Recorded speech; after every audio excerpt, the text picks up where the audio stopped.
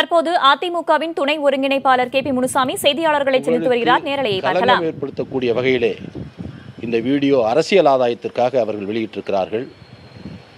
புரட்சித் தலைவி அம்மா அவர்கள் உடல்நலம் குன்றிய பொழுது மருத்துவமனைக்கு சென்ற பொழுது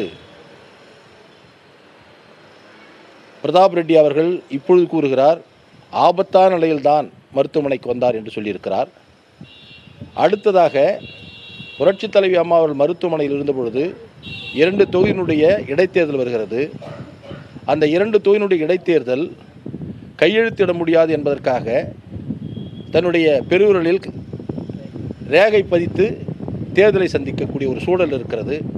அப்படிப்பட்ட நிலையில் இருந்த புரட்சித் தலைவி அம்மா அவர்கள் இப்பொழுது ஜூஸ் குடிப்பதைப் போல ஒரு வீடியோவை, ஒரு போலி வீடியோவை தினகரன் கூட்டம் விட்டிருக்கிறது. மிகவும் கண்டனத்திற்குரியது. புரட்சித் தலைவி அம்மாவுடைய புகழை பாதிக்கக்கூடிய இந்த வீடியோ இவருடைய அரசியல் ஆதாயத்திற்காக, அதோடு மட்டுமல்ல இவர்களை காப்பாற்றிக் கொள்வதற்காகவும் இது போன்ற ஒரு வீடியோவை அவர்கள் வெளியிட்டிருக்கிறார்கள். இது வன்மையாக கண்டிக்கத்தக்கது.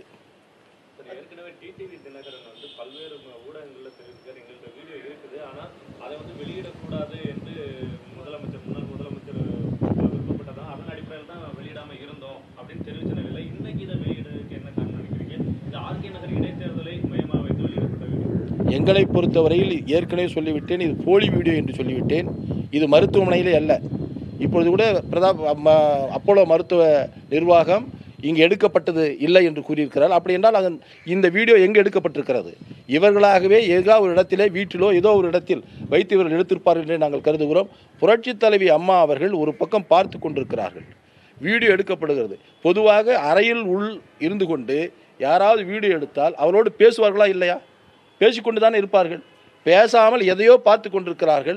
அப்படி பார்த்து கொண்டிருக்கிற புரட்சித் தலைவி அம்மா அவர்களுடைய கவனத்துக்கு தெரியப்படுத்தாமலேயே இவர்கள் திருட்டுத்தனமாக எடுத்திருப்பதாகத்தான் அந்த வீடியோ தெரிய வருகிறது.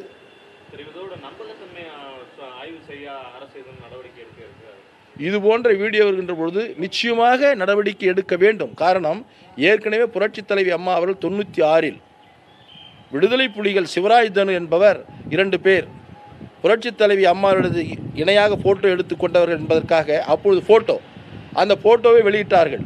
வெளியிட்ட பொழுது அன்று ஆட்சியாளர்கள் கூட நிச்சயமாக இவர் செய்திருப்பார்கள் என்று சட்டமன்றத்திலே விவாதம் செய்தார்கள். அப்படிப்பட்ட ஃபோட்டோவை உடனடியாக அவர்கள் இல்லை, இவர்கள் வேறு என்று சொன்ன நிலை. அதே போல்தான் இந்த போலி வீடியோவும் புரட்சித் தலைவி அம்மாவுடைய கவனத்திற்கு வராமலேயே தங்களை காப்பாற்றிக் கொள்வதற்காகவும் தங்களுடைய அரசியல் எதிர்காலத்திற்கு பயன்படுத்தி, ஏன்னா இன்றைக்கி தான் அவங்க அந்த வீடியோ விட்டுருக்காங்க. இன்றைக்கி விட காரணம் என்ன? கடந்த ஓராண்டு காலமாக புரட்சித் தலைவி அம்மானுடைய மரணத்தில் மர்மம் இருக்கிறது, சிபிஐ விசாரணை வேண்டும் என்று நாங்கள் கேட்டோம். இப்பொழுதும் கேட்டுக்கொண்டிருந்தோம்.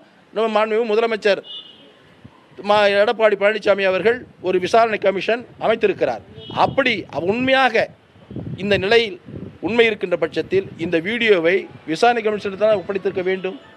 மாறாக இவருடைய அரசியல் ஆதாயத்திற்காக இது போன்ற செயல்களில் ஈடுபட்டு கொண்டிருக்கிறார்கள்.